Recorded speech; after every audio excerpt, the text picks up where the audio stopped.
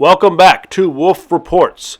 Today, 6 January 2017, Esteban Santiago boarded an Air Canada plane in Alaska and flew to Fort Lauderdale. In his bags was a legally owned firearm that he did declare to TSA. This weapon is either a .40 caliber Glock or 9mm handgun, as these are both of the handguns that Esteban has purchased. During the flight from Alaska to Fort Lauderdale, it was reported that he had a minor altercation with another passenger on the plane. After deplaning, he went to the baggage claim where he retrieved his belongings. He then went to the nearest restroom where he took his firearm and his ammunition out of his baggage and loaded his gun. It was at this time he began his rampage. He stepped out from the restroom with his gun in hand and began to take careful, aimed, close-range shots at passengers waiting around the baggage claim. Aim, squeeze, bang. Bodies hit the floor. He emptied an entire clip into the crowd. Some ran, some hid, some froze. He then reloaded, and during the time that he was reloading, some ran, but many stayed there frozen, scared,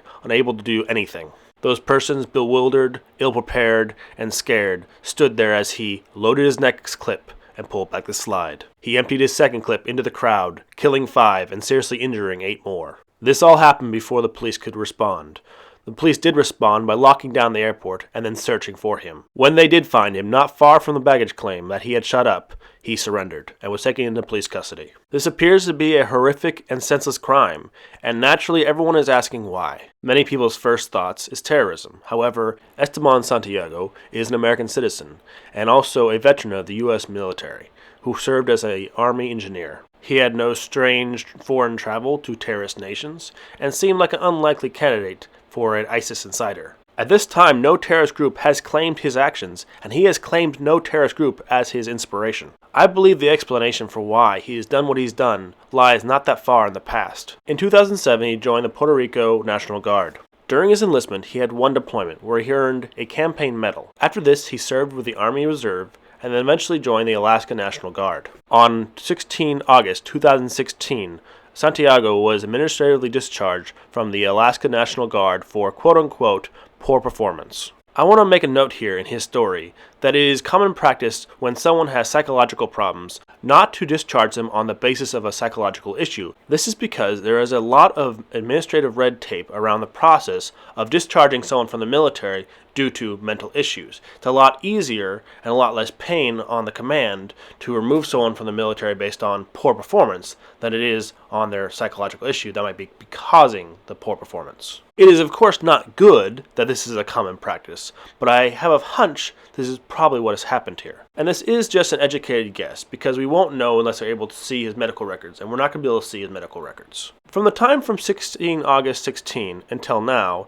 he's worked security in Alaska. And up to just a few months ago, he was unknown to the FBI, and his criminal record was for the most part clean, with only a few minor offenses. However, a few months ago, he went to an Alaskan FBI field office and told them that he thought the government was forcing him to watch ISIS propaganda videos online. This, of course, concerned the FBI agents, who immediately requested that he have a psychological review. He received the psychological review, but he was not put on the no-fly list, and he was still permitted to own firearms. Friends and associates of Santiago claimed that he was hearing voices, and they were very concerned about his behavior. From this publicly available evidence alone, I believe he was mentally disturbed, and that the military knew, and that the FBI knew. Without further evidence, I believe this is most likely the point of failure that led to the shooting. The Alaska National Guard did not want to address his mental issues because it was going to be too much paperwork. His friends and associates did not report his behavior to people who could have helped him, and in doing so, they may have cost lives.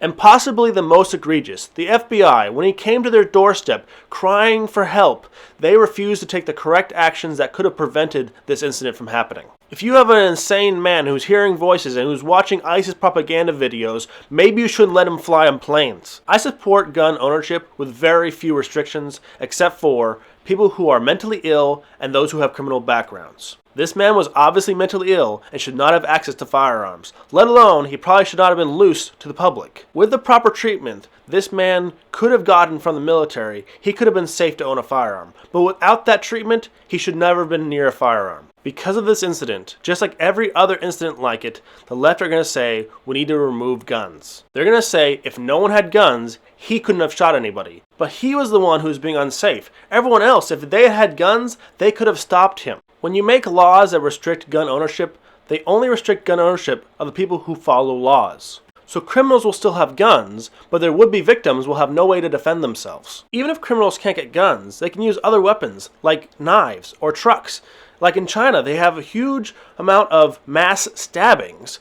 And in Europe recently, we've had trucks do far more damage than any gun could do. But if one person in the crowd had had a gun, they could have stopped the perpetrator much sooner. If someone in the baggage claim had had a firearm and had known how to use it, they could have stopped this man instead of letting him shoot and kill 5 people and wound 8 others. This was a very sad and terrible incident, and my prayers go out to those who were injured and the families of those who were killed. But what bothers me the most about this incident is first, that it was preventable, and second, there's already people bickering about viewing this incident through a racial lens. Shut up, you despicable race baiters. Direwolf out.